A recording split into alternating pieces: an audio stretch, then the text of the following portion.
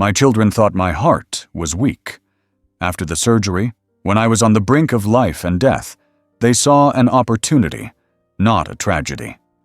They brought the papers, and I signed away my future. But they forgot that my heart is not just a muscle. It is also loyalty. The loyalty of my old army buddy, who trusts not in words, but only in what he sees.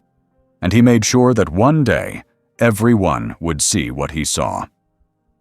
If this story resonated with your soul, click subscribe and let me know in the comments which city or country you're listening from. I'm truly curious to know where you're tuning in from. What is the true measure of a person's character? Is it found in the words they speak, the concerns they voice, or the titles they hold? I have been a carpenter for more than 50 years, and I have learned that the truth of a thing is rarely found on its surface. The truth is in the grain, in the hidden strength of the heartwood, in the way a thing holds up under pressure. My name is Arthur, and at 74 years of age, I was about to learn that this rule applied as much to people as it did to the timber I had spent my life shaping. My ordinary world was a place of dust and light. The workshop I had built with my own 2 hands was a great timber-framed barn of a place, and the air inside was my life's own unique atmosphere, a rich and pleasant blend of cedar shavings, varnish, and the clean metallic scent of sharpened steel. Each morning, the sun would stream through the high, arched windows, cutting through the haze of floating sawdust and illuminating the space in great, cathedral-like shafts of light. This was my sanctuary, my kingdom.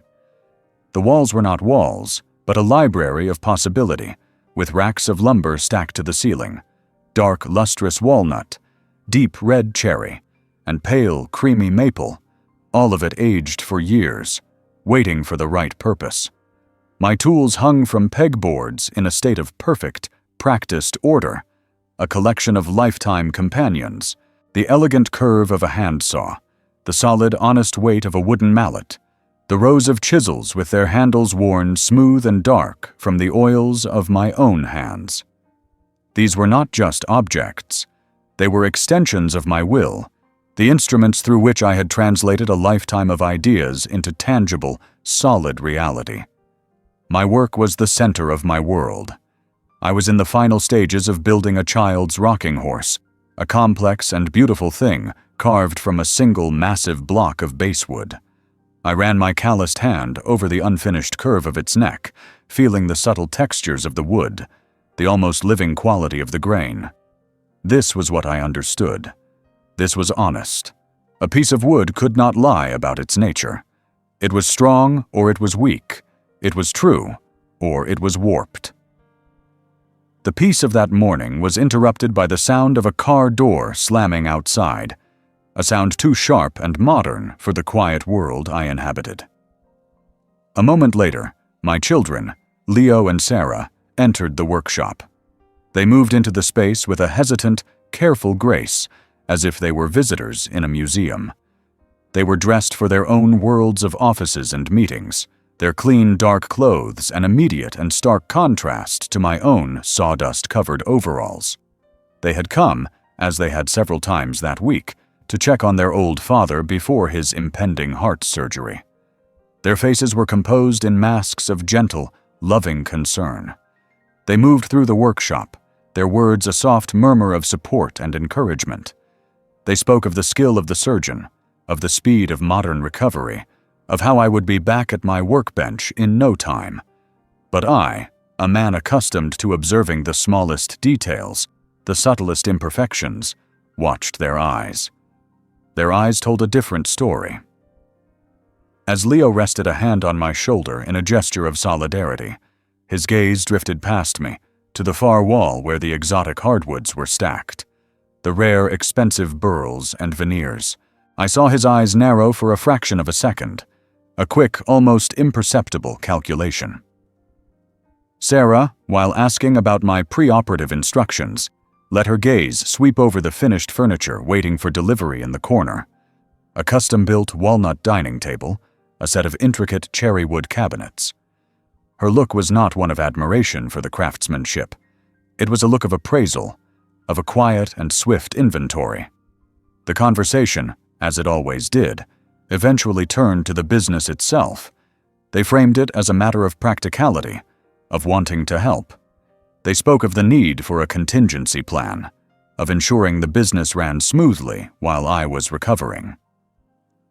Their questions were a gentle but persistent interrogation. Who held the deeds to the property? Where were the client lists? Were the business's financial accounts in order? Each question was wrapped in the soft, protective cotton of their concern for me, but the core of it was as hard and as sharp as a nail. They were not just worried about my health, they were worried about their inheritance. They saw my impending surgery not as a family crisis, but as a logistical problem, a potential disruption to the smooth transfer of assets. I felt a profound and weary sorrow settle in my chest, a heaviness that had nothing to do with my failing heart. I looked at their faces, so full of this practiced, hollow love, and I remembered them as children, playing in this very workshop, their small hands covered in sawdust, their faces alight with the simple joy of creation. I could not see those children in the faces of the adults who now stood before me. I saw only strangers, their characters now revealed in the subtle, avaricious flicker of their eyes. They left as they always did, with quick, dry hugs and a final, cheerful wave. I was left alone in the sudden, ringing silence of the workshop. The beautiful, honest scent of the wood now seemed tainted. I turned back to the unfinished rocking horse, a thing of innocence and joy, and my hands, for the first time in 50 years, felt unsteady. A cold front was moving in, an atmospheric disturbance that had nothing to do with the weather, and I knew, with a deep and chilling certainty, that the coming storm would not be a matter for my doctors, but a matter for my soul. Have you ever faced a moment where your body, the one reliable and steadfast companion you have known your entire life, betrays you completely? For 74 years, my body had been a good and faithful tool. My hands, though scarred and calloused, could still guide a chisel with perfect precision. My shoulders, though stooped with age, could still bear the weight of a heavy oak plank. My heart, a steady rhythmic drumbeat against my ribs, had kept time for more than 2 billion beats without complaint. It was a machine I had come to trust implicitly. I was in the workshop, my sanctuary, my hands moving through the familiar, practiced motions of sharpening a plane blade. The process was a meditation, the rhythmic scrape of steel against a whetstone, the careful calibration of the angle, the feel of the burr as the edge became sharp enough to shave the hair from my arm. It was in the midst of this quiet, perfect ritual of control that the first tremor of the betrayal began. It was not a sharp, sudden pain, not the dramatic clutching of the chest agony you see in films. It began as a dull, deep pressure, a strange and unfamiliar weight in the center of my chest, as if someone had placed a heavy, invisible block of wood upon my sternum. I paused my work, setting the blade down carefully, and took a deep breath, expecting the sensation to pass. I dismissed it as indigestion, a simple consequence of a hasty lunch, but the pressure did not recede. Instead, it began to radiate, a slow, hot ache that crept up into my jaw and down my left arm, a dull, insistent throb that felt less like a pain and more like a profound, internal wrongness. A cold, clammy sweat broke out across my forehead, and my breath, which had always come so easily, became a shallow, difficult thing. The familiar, comforting scent of sawdust in the air seemed thick and suffocating. My body, my oldest and most trusted friend, was speaking a language I did not understand, but whose terrifying meaning I was beginning to grasp. The next phase of the betrayal was the loss of control. The world, my solid, dependable workshop, began to tilt and swim. The neat rows of tools on the wall blurred into a wavering, indistinct mass. A wave of dizziness washed over me, and I gripped the edge of my heavy workbench to steady myself, my knuckles white. I knew I needed to get to the phone, the old black rotary phone mounted on the far wall of the shop. The distance, a mere 20 feet that I had walked 10,000 times without a thought, now seemed an impossible, treacherous mile. Each step was a monumental effort, my legs feeling heavy and uncooperative, as if they were suddenly made of wet sand. The floor seemed to sway beneath me. The solid concrete foundation of my world had become a heaving, unstable deck in a storm. I finally reached the wall, my hand fumbling for the cold, heavy bakelite receiver. My fingers, which could carve the most delicate of details into a piece of wood, now felt like clumsy, useless clubs as I struggled to dial the 3 simple numbers for help. The minutes between the end of that desperate, gasping call and the arrival of the ambulance were a lifetime. I had slid to the floor, my back against the rough, splintery wood of the wall, and I could do nothing but listen to the frantic, irregular pounding of my own heart. It was no longer a steady, reliable rhythm. It was a chaotic, panicked drum solo, a machine coming apart from the inside out. Then, the sound of the siren, a distant, mournful cry that grew steadily into a piercing, deafening shriek. The workshop doors burst open, and my sanctuary was invaded by strangers in dark blue uniforms. They moved with a swift, impersonal efficiency, their voices a calm, professional counterpoint to the chaos unfolding inside my own chest. They were asking questions I could not answer, attaching electrodes, wrapping a cuff around my arm. I was no longer Arthur, the master carpenter, the owner of this space. I was a problem to be solved, a broken machine to be stabilized. As they lifted me onto the stretcher, the last thing I saw of my world was the view of the high, dusty rafters of my workshop ceiling, a familiar, comforting sight that now seemed to recede into an infinite distance. The journey to the hospital was a violent, lurching blur of flashing lights and beeping machines. The world was reduced to a series of surreal, disconnected sensations. The rough texture of the blanket against my cheek, the prick of a needle in my arm, the strange, muffled feeling of the oxygen mask over my face. The hospital was another world entirely, an assault of harsh, white light and the overwhelming, sterile smell of antiseptic. I was wheeled through a maze of corridors, the ceiling tiles flying past in a dizzying, hypnotic rhythm. I was a piece of cargo, a package being delivered to the repair bay.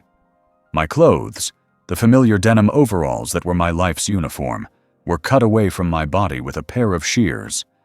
I was stripped, literally and figuratively, of everything that had defined me. The last thing I remembered was the operating room. It was impossibly bright, impossibly cold. Above me, a great, multifaceted surgical light loomed like the eye of an alien god. Masked faces swam in and out of my vision. A calm voice spoke from somewhere above and behind me, a gentle, reassuring murmur that did not belong in this terrifying place.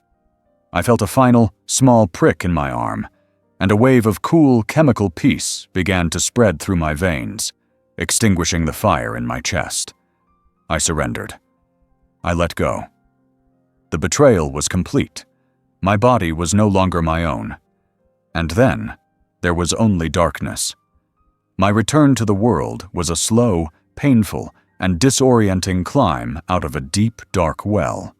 Consciousness came back in fragmented pieces, the rhythmic, mechanical sigh of the ventilator, the irritating presence of a tube down my throat, the dull, immense, and all-encompassing pain in my chest.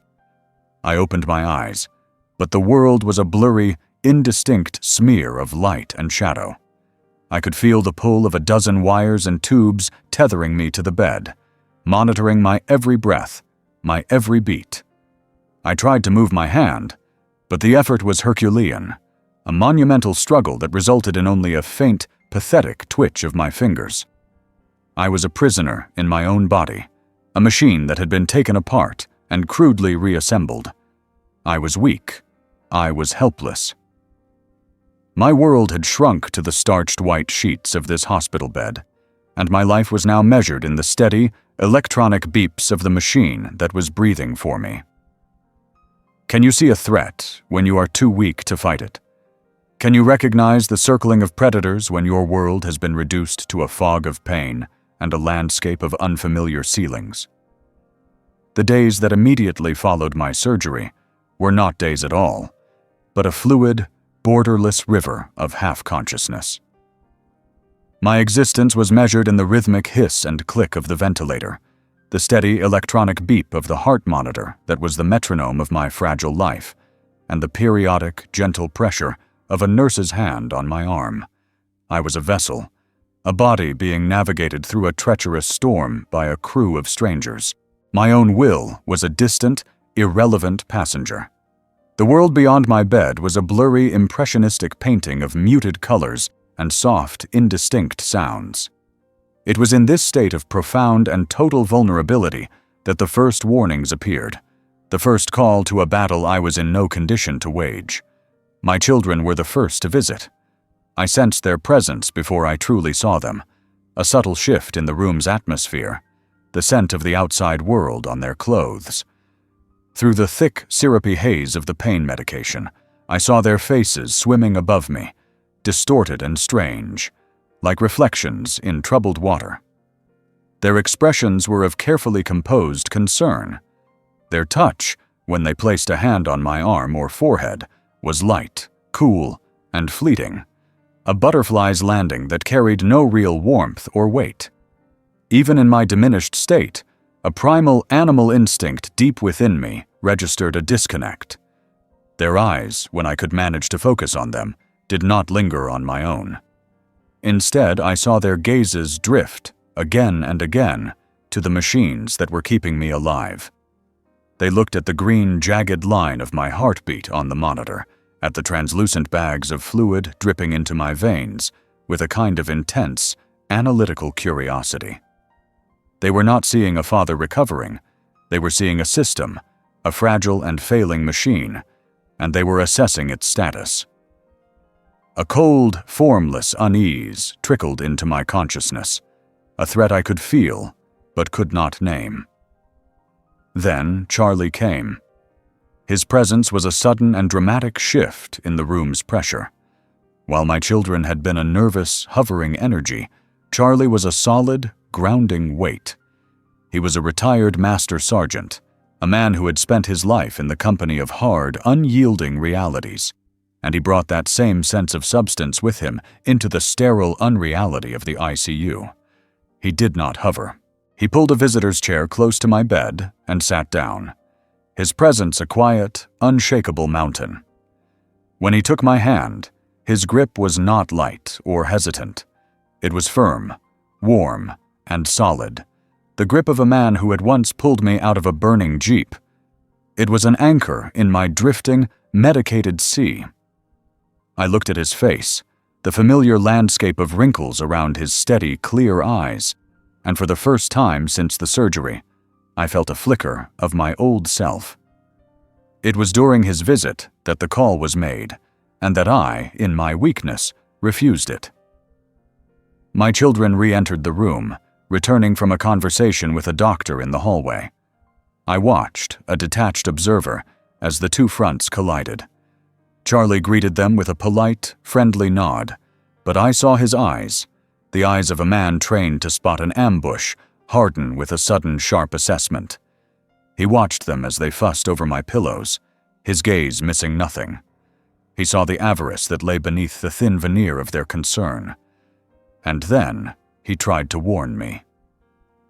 It was a silent, desperate communication, a soldier's signal across a dangerous no-man's land. While my children were distracted, his grip on my hand tightened in a specific, rhythmic pattern, a code we had used long ago. His eyes met mine, and he gave a short, almost imperceptible shake of his head, his gaze flicking toward Leo and Sarah. The message was as clear as a battlefield command. Danger. These people are a threat. Do not trust them. My mind registered the signal. A distant alarm bell began to ring in the fog, but the call to action, to alertness, was one I could not answer. The medication, the pain, the profound, bone-deep exhaustion. It was a swamp from which I could not pull myself free. I tried to focus, to process his warning, to formulate a response. But all I could manage was a slow, tired blink. My body, my mind, refused the call. Charlie saw my lack of response. He saw the fog in my eyes. And in that moment, I watched his expression shift from one of urgent warning to one of cold, hard resolve. He understood. I could not protect myself. So, he would have to do it for me. The opportunity came a few minutes later. A nurse entered and asked to speak with my children in the hallway about visitation schedules. As they stepped out, their attention diverted. Charlie moved. His actions were a study in quiet, practiced efficiency. From the canvas bag at his feet, he removed a small gift-wrapped box.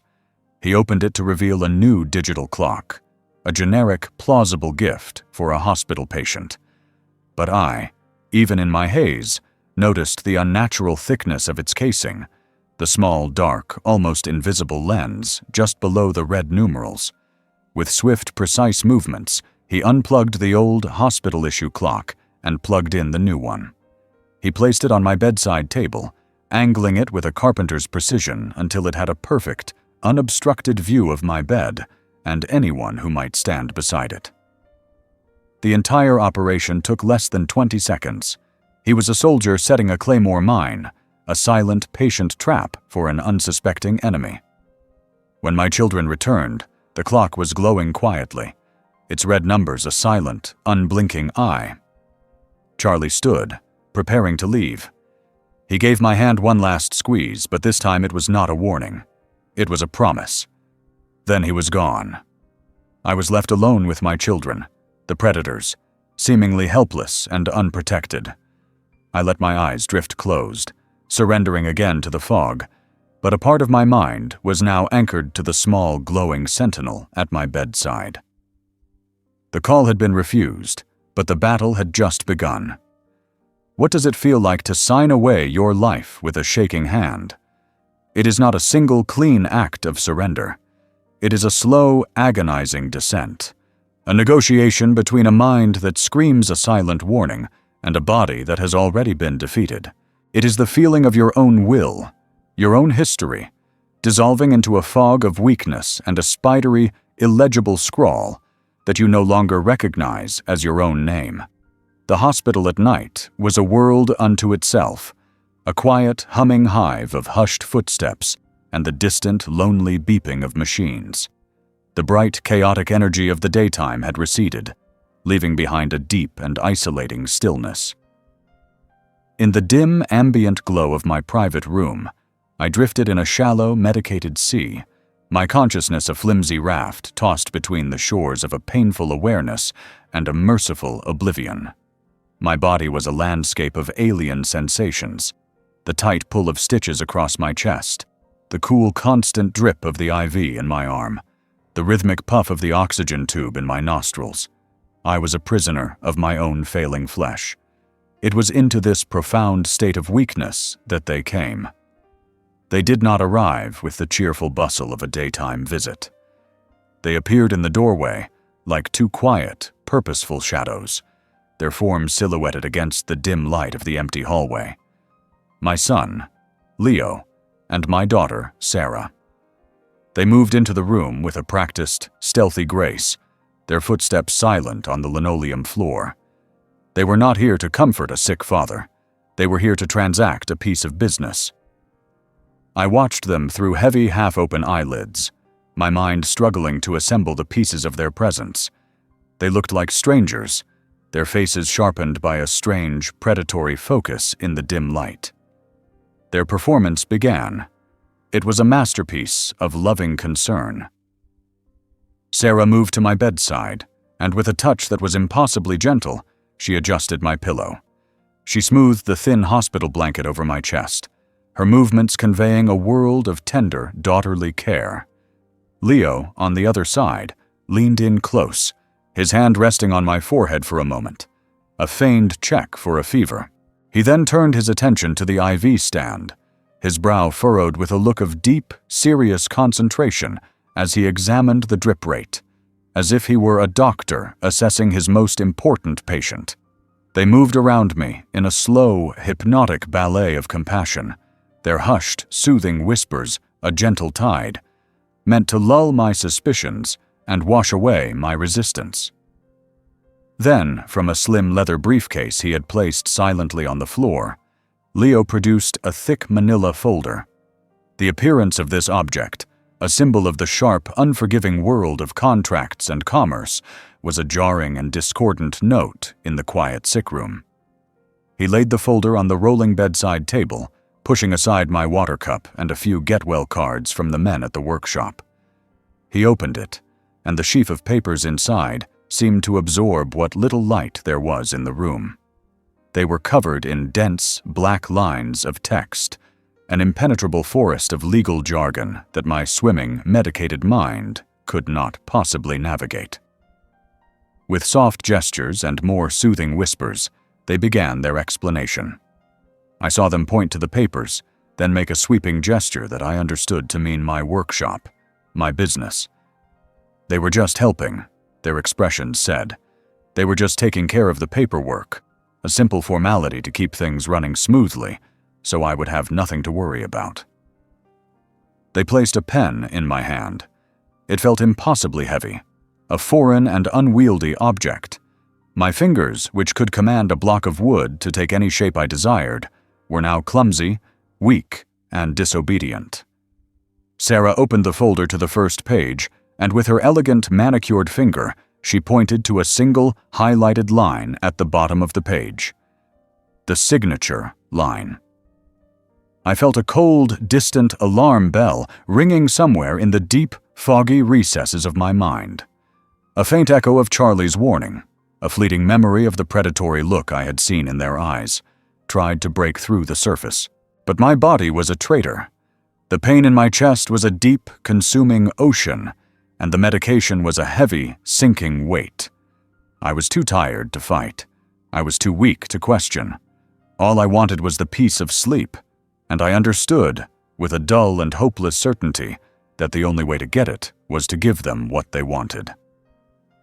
With a monumental effort of will, I tried to form the letters of my own name. The pen shook and skittered across the page, a spidery, palsied scrawl that was a mockery of my once firm signature. It was the signature of a ghost. Sarah turned the page. Again, her finger pointed. Again, I signed. Page after page, the same quiet, relentless ritual. Their faces were close to mine, their whispered encouragements a constant hypnotic presence. They were my loving children, helping their poor, sick father. The small, silent, glowing red eye of the digital clock on my bedside table, Charlie's clock, watched the entire, sordid performance. When the final page was signed, the atmosphere in the room changed instantly. The performance was over. The soft, gentle concern evaporated from their faces, replaced by a brisk, satisfied efficiency. The whispers ceased. Leo gathered the papers with a quick, decisive movement, his hands no longer gentle but sharp and businesslike. He placed them back in the briefcase and snapped it shut, the sound a final, definitive closing of a door on my life. Sarah, who had been smoothing my blanket moments before, now stood back from the bed, her arms crossed, her expression distant and cool. Their mission was accomplished. There were no more lingering touches, no more soft looks. A final perfunctory pat on my arm from Leo, and then they were gone, two shadows disappearing back into the quiet of the hospital night. I was left alone in the ringing silence, the faint scent of my daughter's perfume, the only evidence they had ever been there. I was alone with the deep, throbbing ache in my chest, and the even deeper, colder ache of a betrayal so profound it had stolen the very name from my hand. How quickly does the mask of love fall away? It does not chip and crack over time, revealing the truth in slow, gradual stages. It is not a mask of plaster, but of fine, powdered ash. The moment the performance is no longer required, a single silent exhalation is all it takes to blow it away, revealing the hard, cold face of true intention underneath. I awoke the morning after the signing to the familiar rhythmic beeping of the heart monitor. but the fog in my mind had thinned. The heavy opiate haze of the immediate post-operative period was beginning to recede, leaving behind a landscape of deep, aching pain in my chest and a chillingly clear memory of the night before. The memory felt like a fever dream. The shadowy figures of my children, the rustle of papers, the feel of a pen in my weak hand. Had it been real? I looked to the bedside table. The get-well cards were there, but the thick folder of documents was gone. In its place, the small black digital clock glowed with its silent, red numerals. It was real. The first test was one of waiting. In the days immediately following the surgery, my children had been a constant, hovering presence. Now, with their objective achieved, I waited for their loving, concerned faces to appear in the doorway. I watched the clock, the real clock on the wall, as its hands made their slow, indifferent circuit. Morning bled into afternoon. Nurses came and went, checking my vitals, changing my IV bags, their movements a blur of practiced, impersonal care. But my children did not come. The silence from their end was a message clearer and more brutal than any spoken word. The constant hovering concern had been a tactic, a siege, and now that the fortress had fallen, the army had moved on. They finally appeared late in the afternoon, their visit a brief and jarring disruption of the hospital's quiet routine. The transformation was breathtaking. The soft whispered tones were gone, replaced by their normal, brisk speaking voices. The gentle, compassionate expressions had been packed away, replaced by faces that were businesslike and slightly impatient. They did not approach my bedside to check on me, to offer a comforting touch. They stood at the foot of the bed. A two-person committee convened to observe an asset. They spoke to each other, their conversation a low murmur of logistics and schedules. I saw Leo glance at his watch. I saw Sarah scrolling through messages on her phone. Their attention was everywhere but on the father who lay before them, his chest held together with wire and staples. Before they left, Sarah approached a nurse in the hallway, handing her a folder with my workshop's logo on it. I saw her point to a page, her expression not one of a daughter entrusting her father's care, but of a new boss issuing directives. The mask had not just fallen away, it had been vaporized. My new world was a place of whispers and overheard fragments, and I, the silent, immobile patient, became a skilled intelligence gatherer. My enemies were no longer hiding their movements. A friendly nurse, while fluffing my pillow, mentioned that my son had called. His questions not about my blood pressure or my pain, but about the precise timeline for my discharge to a long-term rehabilitation facility. Another orderly, while delivering my food tray, spoke of a call from my daughter to the workshop, a call he had overheard while delivering a package there, in which she had decisively canceled a long-standing, lucrative commission for a set of custom library shelves. Each fragment was a piece of a puzzle, and when assembled, they created a picture of breathtaking betrayal. They were not managing my business. They were dismantling it. They were not planning my recovery. They were planning my exile. It was into this new, cold reality that my ally returned. Charlie's arrival was like a change in the atmospheric pressure. He brought with him the solid, reassuring presence of the real world, a world where loyalty was not a performance, but a fact. He carried a newspaper, and for the first time in over a week, I was reconnected with the simple, ordinary rhythm of life outside these pale green walls. I was stronger now, the ventilator gone, the mental fog almost entirely lifted. I could not speak above a whisper, but I could communicate. I looked at him, my eyes burning with a desperate need to make him understand. I gestured with a weak hand toward the bedside table where the papers had been signed, my expression a silent, frantic question. He understood immediately. I saw the look of easy camaraderie on his face harden into a cold, grim mask. He was a man who had seen the worst of human nature in the jungles of a foreign war, and he recognized the familiar patterns of treachery and greed in the quiet, sterile environment of a hospital room. He glanced at the closed door, then at me, and gave a single, almost imperceptible nod. He had seen it too.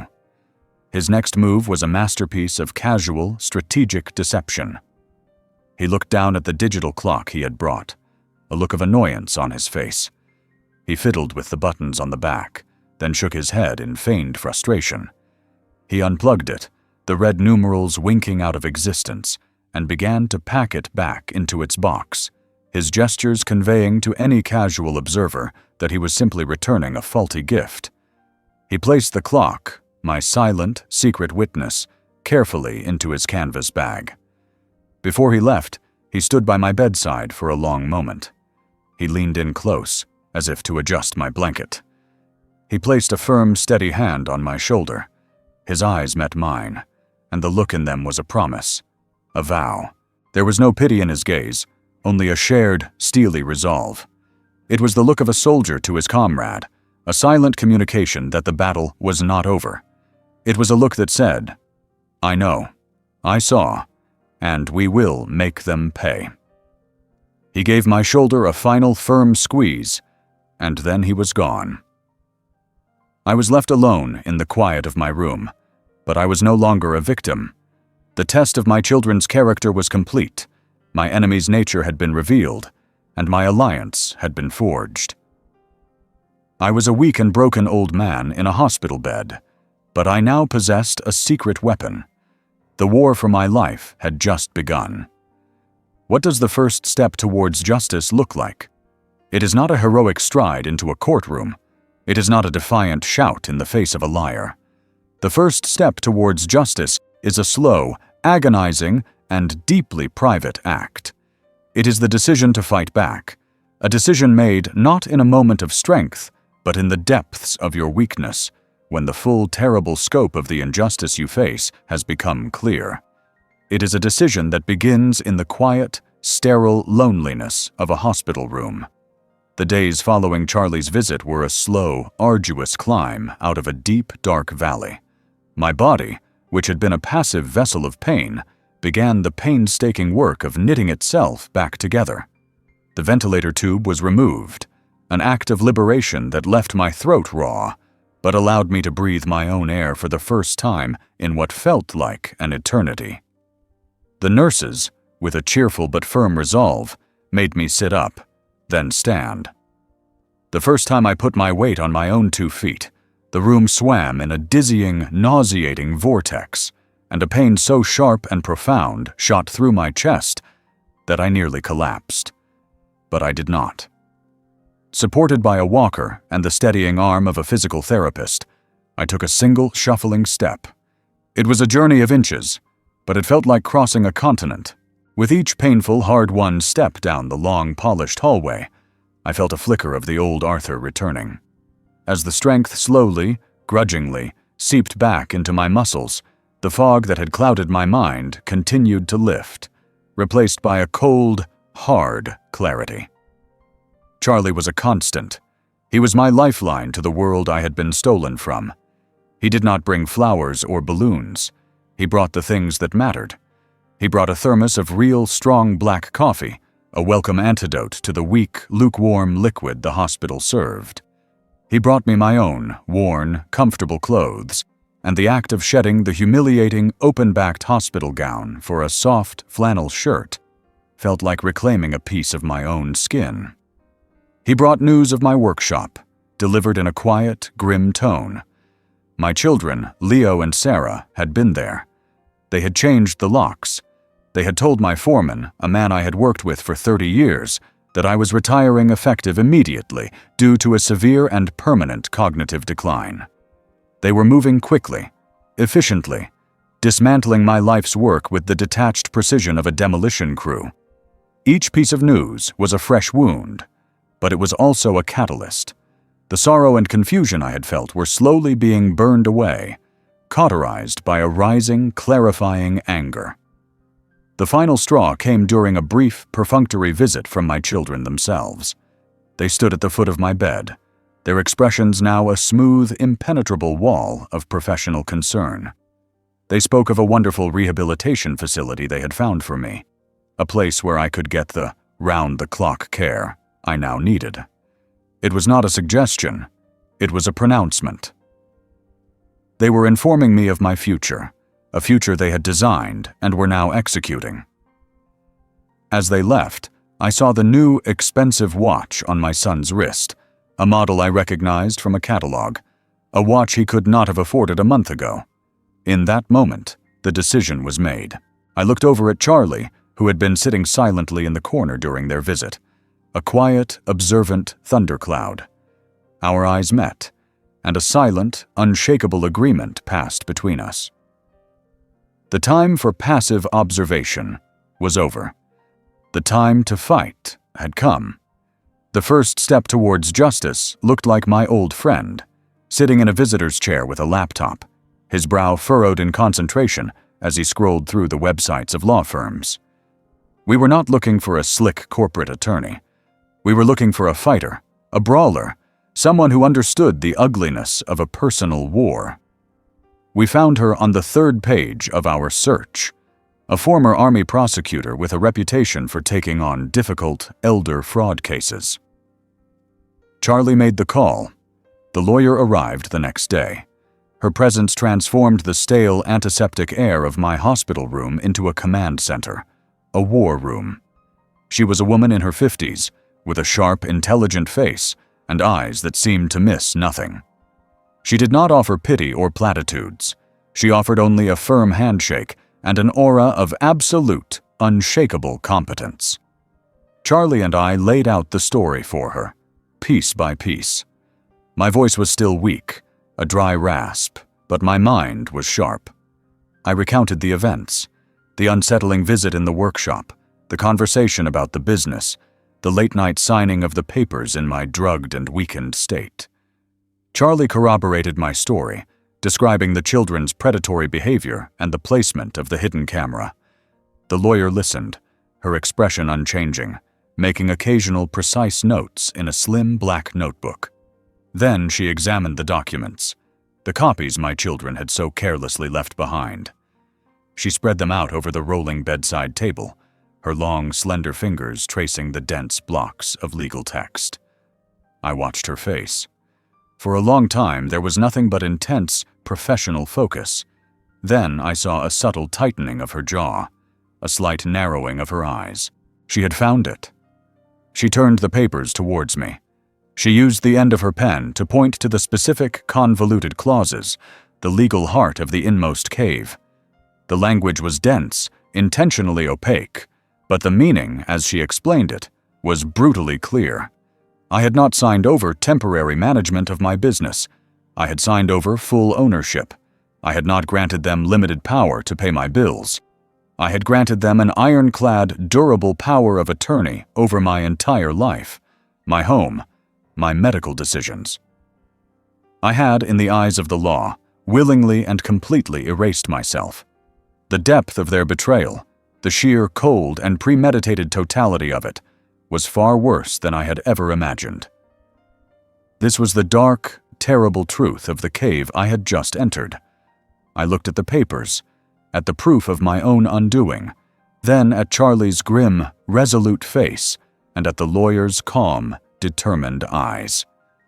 The first step towards justice was not a step at all. It was a long, hard look into the abyss. But now at least, I was not looking alone. Can you find strength in your deepest vulnerability? It is a question I had never considered. My entire life, strength had been a tangible thing. The power in my hands to command a piece of wood, the resilience of my body to a long day's labor, the clarity of my mind to solve a complex problem. But as I sat in my own living room, a room that had been converted into a sterile and hostile legal theater, I learned a new definition of strength. It was not the power to fight back. It was the power to endure, to absorb the enemy's attack, and to maintain a quiet, unshakable faith in a truth that had not yet been revealed. The room was almost unrecognizable. My comfortable, worn armchair, the one I had sat in for countless evenings, had been pushed into a corner. In its place, a long, polished mahogany table dominated the space, a formal barrier between the opposing forces. I sat at one end, my own lawyer beside me. On the other side sat my children, Leo and Sarah, and their lawyer, a man whose expensive suit and reptilian smile were his chosen weapons. A silent, stoic court reporter sat at a small machine, her fingers poised, ready to transcribe my humiliation into an official, permanent record. And in a chair against the far wall, a silent, steady sentinel, sat Charlie. The ordeal was about to begin. My body was a constant, aching reminder of my vulnerability. I had been discharged from the hospital only a week prior, and I was still profoundly weak, my own home now a landscape of difficult journeys. I had walked to the table with the help of a cane, each step a carefully managed negotiation with the deep, pulling pain in my chest. This physical frailty was my reality, but it was also a key component of my strategy. The enemy lawyer began. His voice was smooth, cultured, and dripping with a synthetic sympathy.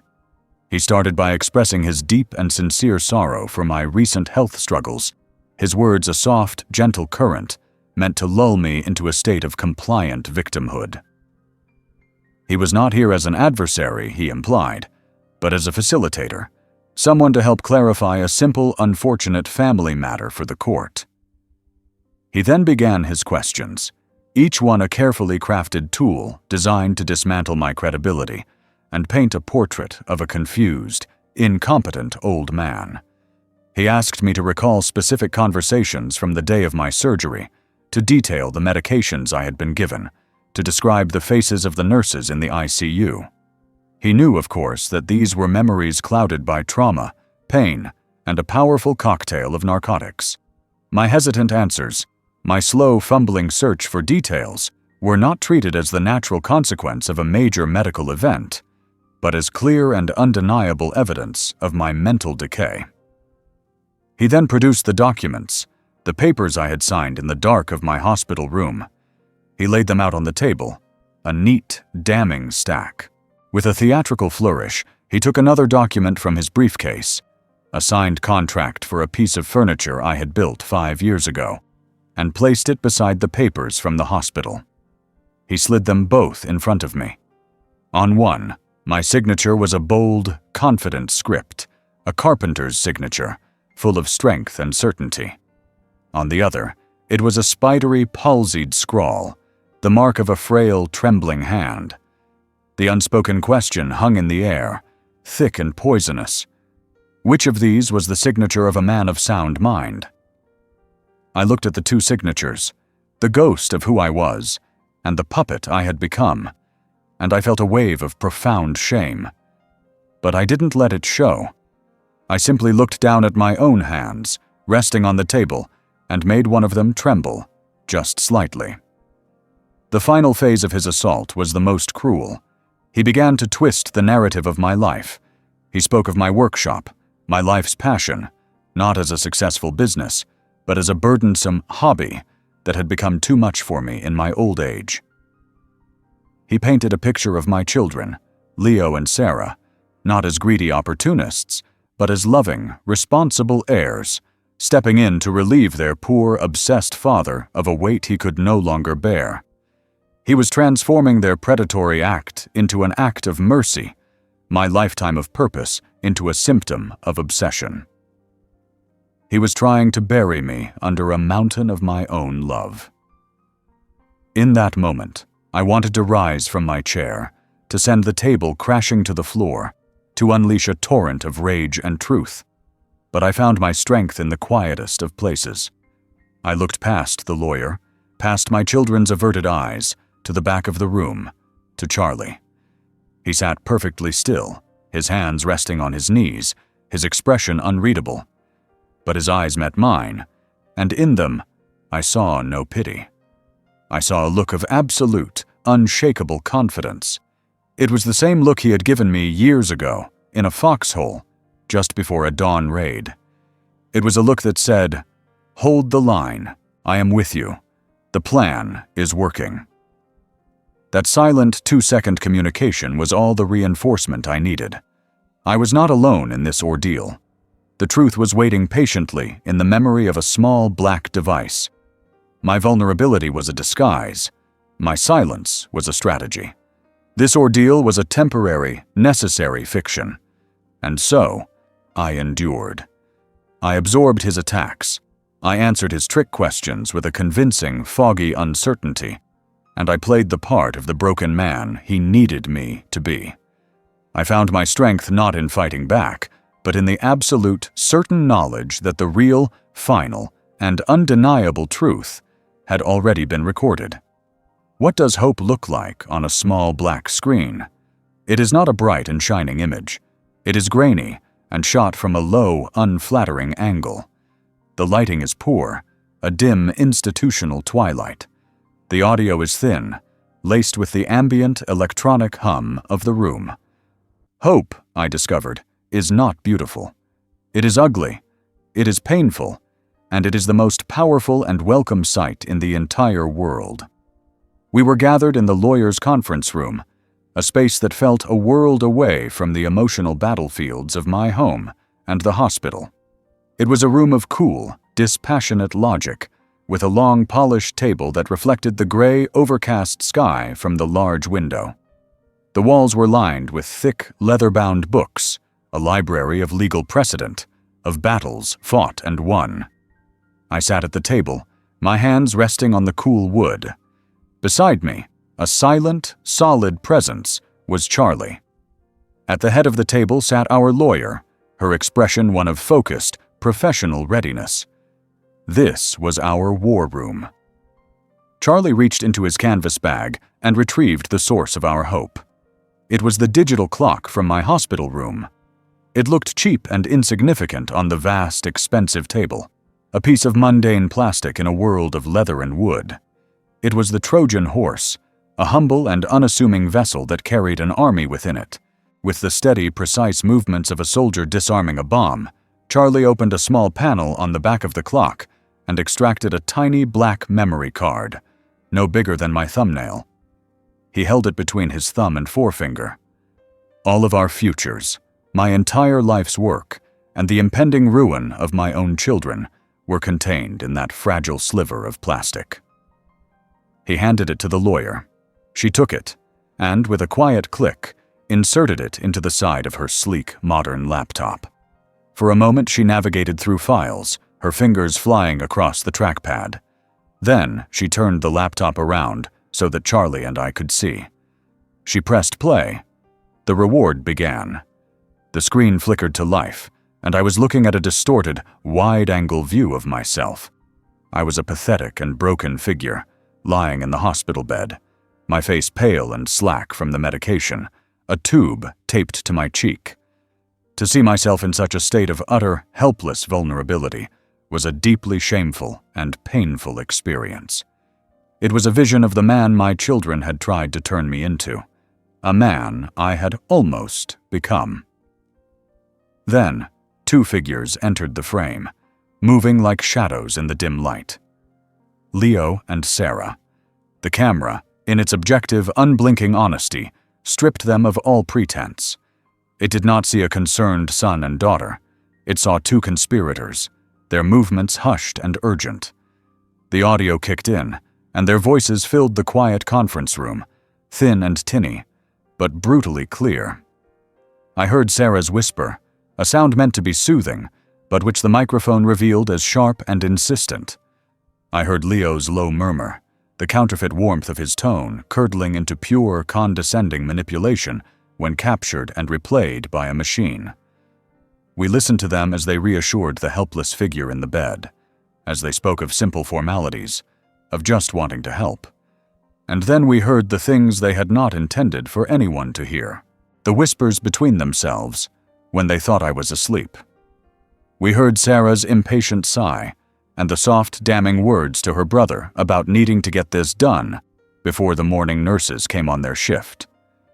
We heard Leo's reply, a confident, dismissive whisper about how I was completely out of it and wouldn't remember a thing.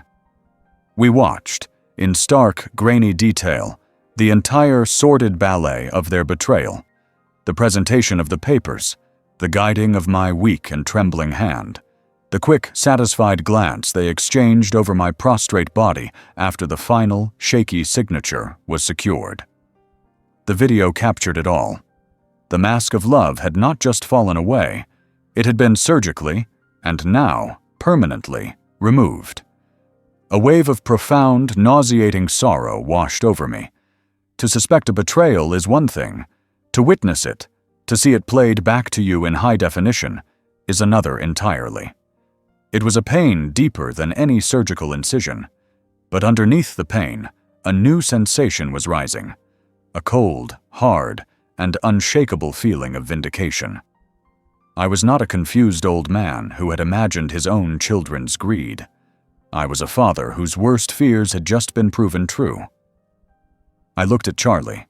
His face was a mask of stone, his jaw set so tightly that a muscle jumped along his cheek.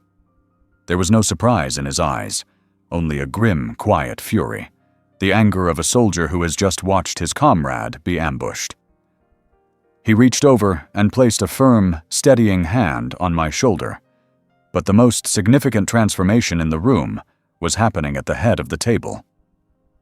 Our lawyer, who had begun watching the video with a look of detached, professional analysis, was now leaning forward, her eyes narrowed, her focus absolute. The cool, dispassionate lawyer was gone. In her place was a predator who had just caught the scent of blood. As the video played, I saw a flicker of a smile, not of humor, but of pure, predatory excitement, touch her lips. She began to write, her pen flying across her legal pad, each word a future nail in my children's coffin. She was no longer just listening to a client's story. She was watching her case being won for her. The hope on the small black screen had become a certainty in her sharp, intelligent eyes. The video ended. The last image on the screen was of me, alone in the hospital bed after my children had left, a still, silent, and utterly defeated figure. Our lawyer let the image hang in the air for a long moment, then she closed the laptop. The conference room was silent. She turned to me, her professional mask back in place, but her eyes were now alight with a cold, brilliant fire. She did not offer words of sympathy or condolence. She simply looked at me, at Charlie, and gave a single sharp and confident nod. It was the nod of a general who has just been handed the enemy's battle plans. The reward was not just the evidence. It was the absolute, unshakable certainty of the justice that would now, inevitably, follow. How does it feel to walk into a battle you know you have already won? It is a feeling of immense and terrible calm. The usual frantic, chaotic energy of a fight is absent, replaced by a cold, quiet, and deliberate sense of purpose. You do not feel the hot flush of anger or the nervous tremor of fear. You feel only the grim, profound certainty of a craftsman who has sharpened his tools, measured his materials, and is now ready to make the final, decisive cut. The road back to my life was not a path of hope, but a path of certainty, paved with the undeniable grainy truth of a small black memory card. The weeks between the viewing of the video and the court date were a period of focused, disciplined preparation. It was a training camp for a war of a different kind. My days were divided between two forms of therapy. The first was for my body. In a bright, sterile physical therapy room, I pushed my protesting muscles to their limits. Each painful step on the treadmill, each agonizing repetition of lifting a small weight, was an act of defiance against the weakness that had made me a victim. The deep, ever-present ache in my chest was a constant reminder of my vulnerability. But now, it was no longer a source of fear. It was a fuel, a cold fire that hardened my resolve with every beat of my repaired heart. I was rebuilding my physical self, brick by painful brick, not for my health, but for the battle ahead. The second form of therapy was for my case. Our lawyer's conference room became our command center. The three of us, me, the plaintiff, Charlie, the strategist, and our lawyer, the weapon, would sit for hours around the long, polished table. On a large screen, the video from the hospital room would play on a silent loop. a constant, ghostly reminder of the crime. We watched it again and again, not with emotion, but with the detached analysis of soldiers studying reconnaissance footage. Our lawyer would point out key moments. The exact second Sarah's hand covered the text of the document as she pointed to the signature line. The almost imperceptible, triumphant glance Leo shot his sister when my eyes were closed. We were not building a case based on emotion or testimony. We were building a case based on a cold, hard, and undeniable timeline of a premeditated crime. Our strategy was simple, and it was brutal. We would let them build their entire world of lies, and then, with a single irrefutable piece of evidence, we would burn it to the ground.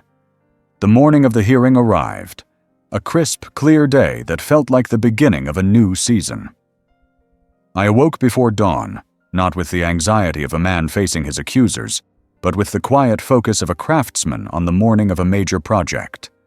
I did not put on a suit. A suit was a costume, a uniform for a world of business and lies that was not my own. Instead, I dressed myself in my own truth. I put on a pair of clean, sturdy work trousers, a freshly pressed blue flannel shirt, and my old, worn leather work boots, the soles of which knew the geography of my workshop better than my own feet.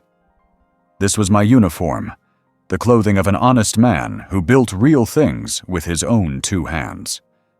When Charlie arrived to pick me up, I saw he had engaged in a similar silent act of preparation. He wore his old, perfectly preserved Army service jacket, the one with the Master Sergeant's chevrons still stitched neatly on the sleeve. We stood for a moment before the hallway mirror, two old soldiers, bent but not broken, ready for one last campaign.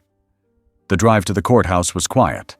We moved through the familiar streets of the city, a world of people going about their ordinary lives, unaware of the small, private war that was about to reach its conclusion.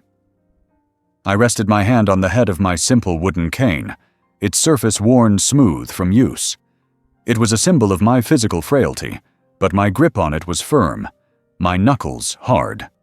We arrived at the courthouse, a great imposing building of granite and marble, its stoic facade a monument to the cold, impartial justice we were about to seek. I took the steps one at a time, my leg aching, my chest tight, Charlie's steadying hand on my arm. Each step was an effort, but each step was a victory, a movement away from the helplessness of the hospital bed and toward the reclamation of my own life. And then, I saw them. Leo and Sarah stood at the top of the steps with their lawyer, a small confident island of righteousness. They were dressed in dark, expensive suits, their faces composed in masks of somber gravity. They looked every bit the part of the responsible, grieving children, forced to take this sad, drastic step for their own father's good. They saw me, this frail old man in a flannel shirt, slowly, painfully, making my way up the steps towards them. I saw the look that passed between them, a quick, almost imperceptible flicker of pity and contempt. They saw a battle that was already won. They saw a final sad formality. They had no idea they were looking at their own executioner. I reached the top of the steps, my breath short, but my will as hard as the granite beneath my feet. Our lawyer met us there, her expression calm and unreadable. Charlie gave my shoulder a final, firm squeeze. The road back was complete. I looked at my children, at their confident, unknowing faces, and then I turned and walked toward the heavy, ornate doors of the courtroom. What is the sound of a perfect lie being utterly destroyed? It is not a thunderclap or the shattering of glass. It is, at first, a profound and deepening silence, the sound of a room full of people collectively holding their breath. It is the almost imperceptible rustle of a lawyer's papers as he stops taking notes, realizing his case has just evaporated into thin air. And then, finally, it is a single, soft, and broken whimper, the sound of a soul being crushed under the unbearable weight of an exposed and undeniable truth.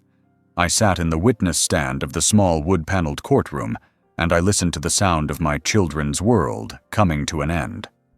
The room was a formal, somber space, designed to lend an air of gravity to the messy business of family disputes.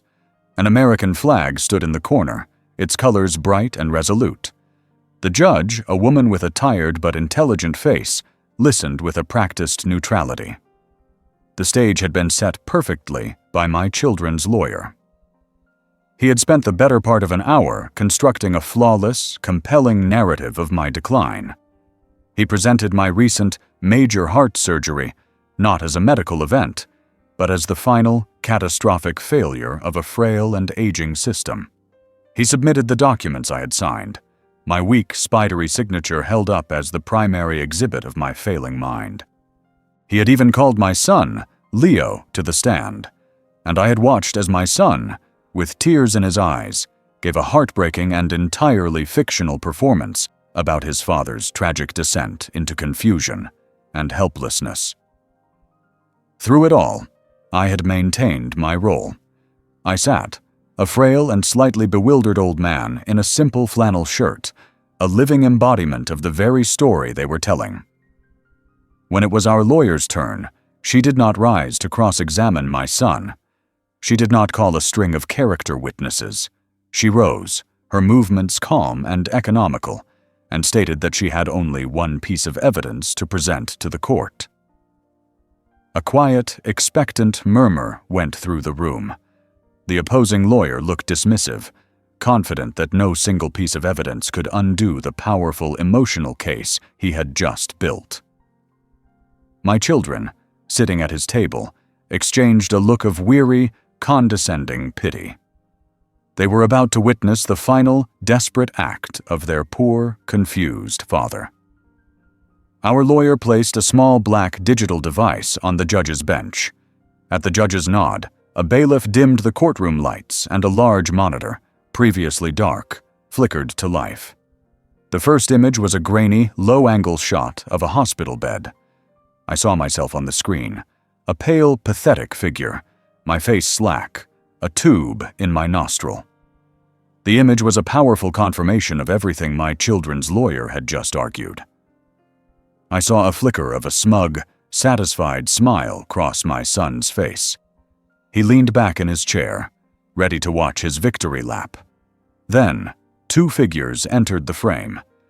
The courtroom was now watching a grainy, silent movie of my son and daughter as they moved stealthily into my hospital room. The video played on, and then the audio kicked in. The first sound was the hushed, conspiratorial whisper of my daughter, Sarah. Her voice, tinny and sharp through the small speakers, filled the silent, cavernous courtroom. We all listened as she whispered to her brother that the night nurse was on break and that they had a clear 20 minutes. We listened to my son's low, confident reply, his whispered words about how I was completely out of it and wouldn't remember a thing. The perfect lie began to crack. The video continued, a slow, agonizing, and undeniable record of their crime. The entire courtroom watched as my children produced the folder of documents.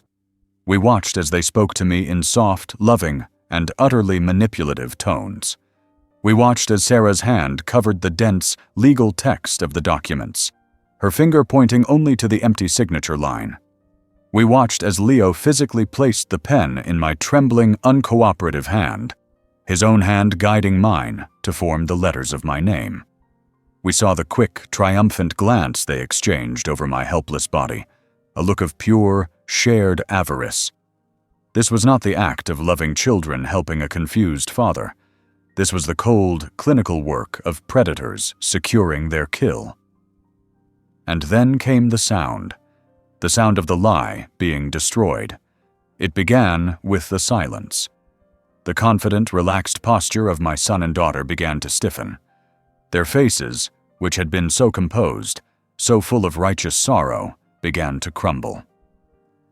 I watched as the color drained from Leo's face, as his mouth fell slightly open in a look of slack-jawed, horrified disbelief.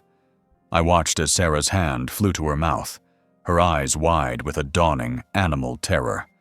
Their perfect, airtight story, their flawless performance, was being dismantled, second by second, by the one witness they had never accounted for: themselves. The sound of the lie's destruction was the sound of my daughter's first, sharp, ragged intake of breath, a sound that was half gasp, half sob. In that moment, as all eyes were fixed on the damning evidence on the screen, my own resurrection began. I sat up a little straighter in my chair. The look of frail confusion, the mask I had worn for so long, I allowed to fall away. I looked not at the screen, but at my children. My gaze was not one of anger or of triumph. It was one of profound and weary sorrow. I was a craftsman who had built a long and beautiful life, only to see his own creations try to tear it down. The video came to an end, the screen going black, leaving the image of their crime burned onto the retinas of everyone in the room. The judge, her face a mask of cold, controlled fury, was utterly silent. My children were frozen, two statues of guilt and ruin. The lie was dead, and I, Arthur, the frail old man, the confused and incompetent father, was the only thing left in its place. Can a secret, whispered in a sick room, echo like a thunderclap in a courtroom? It can. The truth, I learned, has its own unique acoustics. A lie, shouted, can dissipate into nothing. But a truth, whispered, can be amplified by the silent, unforgiving walls of a hall of justice until it becomes a deafening, soul-shattering roar. The small black screen of the monitor went dark, but the images it had displayed remained, burned onto the consciousness of every person in that room. The silence that followed was not empty. It was a thick, heavy, and suffocating presence, a vacuum created by the sudden, violent implosion of a perfect, well-told lie. In that silence, the whispered truth of my children's greed began to echo. I watched them. I was the architect of this moment, the quiet, patient craftsman of their undoing, and now I was a simple observer of the beautiful, terrible machine I had set in motion. Sarah, my daughter, was the first to break. The sound from the last chapter, the single sharp whimper, was the sound of the first crack in the dam. Now, the dam crumbled. A deep, shuddering sob tore through her body, a sound of pure, animal anguish. She covered her face with her hands, her beautifully manicured fingers digging into her temples, as if she could physically claw the images and sounds from her own mind. She was not crying for her father's pain, or for her own lost integrity. She was crying for herself, the desperate, childlike wails of someone who had been caught in a monstrous, unforgivable act. Her shoulders shook, her entire body convulsing with the force of her self-pity and her terror. Leo, my son, my pragmatic, clear-headed son, did not cry. His reaction was, in its own way, far more terrible to witness. He remained frozen, his hands flat on the table in front of him, as if he were trying to hold on to the last solid piece of his former reality. The confident, condescending mask he had worn for so long had not just been removed, it had been shattered, and the face beneath it was one of utter, uncomprehending horror. He stared at the blank monitor, his eyes wide and unblinking, as if he believed that by sheer force of will, he could rewind time, could erase the last 10 minutes. A fine sheen of sweat had broken out on his upper lip, and the color of his face had shifted from a healthy, confident tan to the pale, waxy yellow of old parchment.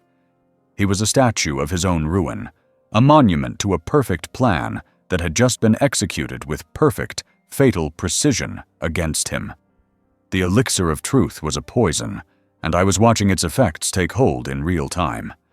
Their lawyer, the man with the reptilian smile and the expensive suit, had become a study in professional terror. He was no longer looking at the judge, or at me, or even at his own clients. He was staring down at his yellow legal pad, but his pen was still. His case, his arguments, his entire carefully constructed narrative had been rendered obsolete, turned to ash by a grainy, low-angle video. With a slow, deliberate movement, He began to discreetly slide his chair a few inches away from my children. A small, almost imperceptible act of disassociation, the first rat leaving a sinking ship. He was no longer their champion. He was just a man in the blast radius of their detonation. But the most powerful presence in the room was the judge. Throughout the proceedings, she had been a figure of professional neutrality. Now her neutrality was gone, replaced by a cold, clear, and focused fury. She did not look at the lawyers. She did not look at the evidence on her desk. Her gaze was fixed, with a laser-like intensity, on my two children. And she was silent. Her silence was the thunderclap. It was not an absence of sound. It was a presence, an active and terrible weapon. It was the silence of a deep and profound contempt. It was the silence of a judge who had seen the raw, unvarnished truth of a crime and was now forcing the perpetrators to sit and suffocate in it. She let the silence stretch, minute after agonizing minute, her eyes never leaving their faces. She was making them feel the full, crushing weight of what they had done, in the most public and humiliating way possible. I watched this scene unfold, and I felt a great, hollow sorrow in the space where my heart had been repaired. There was no joy in this victory. The elixir that had brought me justice had also brought this ruin upon my own flesh and blood. To see my children so utterly broken, so publicly undone, was a father's worst nightmare. They were thieves and liars, yes, but they were still the children whose small hands I had once held, whose scraped knees I had once bandaged. This was a necessary resolution, but it was also a family tragedy of Shakespearean proportions. The truth had returned, and it had set me free, but it had also salted the earth of my family, ensuring that nothing would ever grow there again. After what felt like a lifetime, after the last echoes of the whispered secrets had finally faded, the judge moved. The silence was broken not by a word, but by a small, deliberate action. Slowly, with an almost theatrical gravity, she reached for the wooden gavel that rested on its stand before her. Her hand closed around its smooth, polished handle. She did not raise it. She did not strike it. She simply held it. It was a gesture of absolute, final authority. The silent judgment was over. The spoken verdict was about to be rendered. What does justice look like? It does not look triumphant. It is not a radiant, heroic figure with a sword held high. Justice, as I witnessed it, is a small, tired woman in a black robe, her face etched with a profound weariness for the endless parade of human failings that pass before her. It is a series of quiet, methodical, and utterly final actions. It is the sound of a rubber stamp hitting a piece of paper with a dull, heavy thud. It is the cold, dispassionate language of the law, spoken into the record. And it is the sight of two people, your own flesh and blood, being quietly and efficiently erased from the life they tried so desperately to steal. The judge's hand, which had been holding the gavel in a state of suspended, terrible judgment, finally moved. She did not raise it high for a dramatic crash. She lifted it only a few inches and brought it down with a single, sharp, and decisive crack that cut through the thick, suffocating silence of the courtroom. It was the sound of an ending. It was the sound of a resolution. With that single percussive report, the informal, emotional part of the hearing was over, and the formal, unyielding machinery of the law began to turn. Her eyes, cold and clear, were still fixed on my children, Leo and Sarah. They flinched at the sound of the gavel, two puppets whose strings had just been cut. Her first act was one of restoration. She reached for the stack of documents, the papers I had signed in my medicated haze, the legal instruments of my own undoing. She took a large, heavy rubber stamp from her desk. With a series of quick, brutal, and rhythmic motions, she began to bring it down, page after page, on top of my own spidery, helpless signature. Thud, thud, thud. Each impact left behind a stark, bloody, rectangular image, the word void printed in a violent red ink. She was not just nullifying a contract. She was canceling a crime, stamping out a betrayal, physically and symbolically returning to me the life that had been stolen. I watched that red ink obscure the mark my hand had made, and I felt a great, invisible weight begin to lift from my chest, a pressure far deeper and more painful than any surgical incision. Her next act was one of consequence. She turned to the silent, waiting court reporter, and she began to dictate her ruling, her voice a low, even, and emotionless monotone. She spoke a language of statutes and codes, a formal and impenetrable tongue designed to leave no room for ambiguity or appeal. She officially dismissed my children's petition with prejudice, a legal term I understood to mean that it could never be brought before a court again. And then she moved from civil to criminal. She formally recommended to the district attorney's office that the court's evidence, specifically the video recording and my children's sworn, and now perjured, testimony, be used to open a criminal investigation into Leo and Sarah Miller for the charges of conspiracy to commit fraud and financial exploitation of a vulnerable adult. The cold, formal words of the charge, spoken into the quiet of the room, were like stones, each one laid upon the foundation of a future prison cell. I watched my children as they absorbed this verdict. They had become ghosts. Sarah was no longer sobbing. She was simply weeping, silent, hopeless tears tracking clean paths through the makeup on her face. Leo was a statue of gray, waxy flesh, his eyes staring into a middle distance, seeing not the courtroom, but the complete and utter ruin of his life. Their lawyer, a man now desperate to distance himself from his toxic criminal clients, began packing his briefcase with a quiet, frantic haste. He did not look at them. No one looked at them, except for the two uniformed bailiffs who now, with a subtle but unmistakable shift in their posture, moved to stand behind their chairs. Their status had changed. They were no longer a son and daughter. They were defendants. This, I realized, was the true face of justice. It was not glorious. It was sad, and it was ugly. It was the necessary and heartbreaking amputation of a diseased limb. There was no joy in watching my children be so thoroughly and publicly destroyed.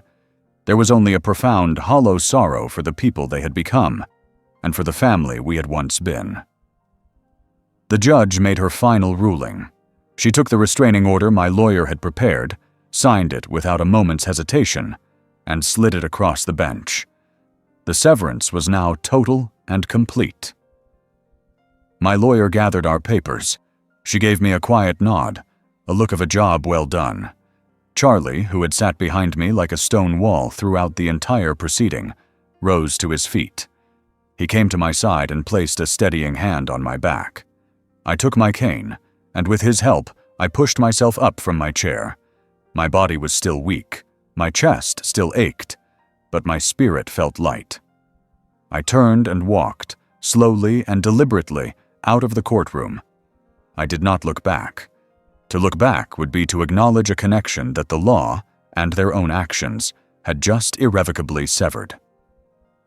The long marble hallway of the courthouse felt cool and quiet.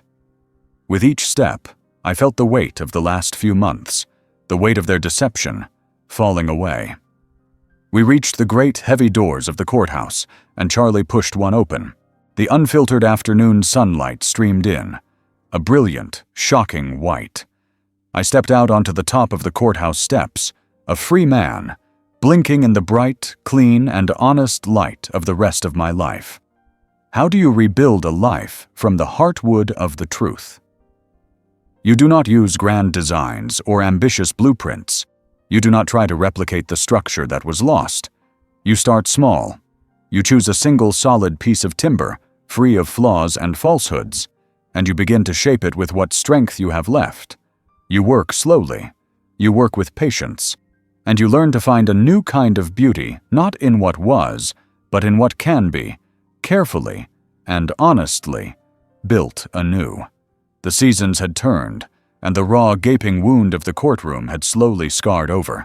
leaving a dull, permanent ache where a family used to be. My home, which had been a place of suspicion and then a battlefield, was finally simply a quiet place of refuge. My workshop was the heart of this new, quiet life. It was no longer a place to hide, but a place to heal. I had spent weeks rearranging it, not to change it, but to reclaim it. I had cleaned the dust of ages from the high rafters, sharpened every tool until it held a perfect, gleaming edge, and organized the stacks of lumber until the entire space felt like a library of wooden possibility. My body was a constant reminder of the ordeal. The deep, trench-like scar down the center of my chest was a map of my vulnerability. I could no longer lift the heavy slabs of walnut or oak, and a full day's work left me with a profound, bone-deep exhaustion. I walked with the steady, rhythmic tap of a cane. My strength had been diminished, but my purpose, I was discovering, had not. My work now was smaller, more intricate. I had taken on a commission to build a cello, a task that was more art than carpentry. My project on this particular afternoon was the scroll, the elegant hand-carved spiral at the head of the instrument. I sat on a tall stool at my workbench, a block of figured maple held gently in a vise. The work was slow, requiring a surgeon's focus. I used a small curved gouge. My hands, though no longer as powerful, still possessed of their old, intimate knowledge of the wood. I followed the spiraling grain, my cuts shallow and precise, shaving away delicate, paper-thin curls of maple that smelled sweet and clean in the cool autumn air. Each curve of the scroll had to be perfect, each line flowing seamlessly into the next. This was not a work of brute force. It was a work of patience, of listening to the wood, of respecting its nature. It was an act of creation, a quiet, focused defiance against the destructive forces that had tried to unmake me. Charlie was there, as he often was. Our friendship, forged in the heat of a long-forgotten war and reforged in the cold fire of my recent battle, had settled into a comfortable, quiet rhythm. He did not come to help in a way that highlighted my new infirmities. He was simply a presence, a partner. He would do the heavy lifting, moving a piece of lumber or tightening a clamp that required more torque than my weakened arms could provide. And he would do it without a word, a seamless and unspoken act of camaraderie. He sat on a nearby stool, a thick ceramic mug of coffee cradled in his hands, and watched me work. We were two old soldiers in the quiet of our own workshop, the silence between us more meaningful than any conversation. It was a silence built on a foundation of absolute, unshakable trust, the only kind of foundation I knew for certain would ever hold. As I worked, my mind would occasionally drift back. I thought of my children, Leo and Sarah. The hot, sharp edges of my anger and sorrow had been worn smooth over the passing months, leaving only a dull, permanent ache. I thought of them not as monsters, but as a carpenter would think of a flawed piece of wood. They had been born with a hidden, fatal grain of weakness, a core of selfish greed that I had, in my paternal blindness, refused to see. When life had applied its pressure, they had not bent. They had shattered along the lines of their own essential nature. There was a tragedy in that, a profound and wasteful tragedy, but it was no longer a weight that I had to carry. My life was now about the truth of the materials in front of me, the honest, unyielding grain of the maple in my hands, and the solid, unwavering loyalty of the friend by my side. As the afternoon sun slanted low through the high windows, I made the final, delicate cut on the cello's scroll. I released it from the vise and held it in my hands. It was a thing of perfect, spiraling beauty, a testament to the idea that strength could be found not just in size and power, but in grace, precision, and a deep, abiding respect for the truth of the material. Charlie looked at it and gave a slow, appreciative nod. He finished his coffee, rinsed his mug in the deep utility sink, and placed a hand on my shoulder as he left. I remained at my workbench long after he was gone, the workshop filled with the long shadows of the coming evening. I held the finished scroll, its surface as smooth as polished stone, and I felt a sense of peace so profound and so complete that it was almost a physical presence in the room. I had taken a raw, shapeless block, and I had created this. I had rebuilt something. My life was not what it had been. It was smaller, quieter, and marked with scars. But it was true. It was built from the heartwood, and it was finally and completely my own.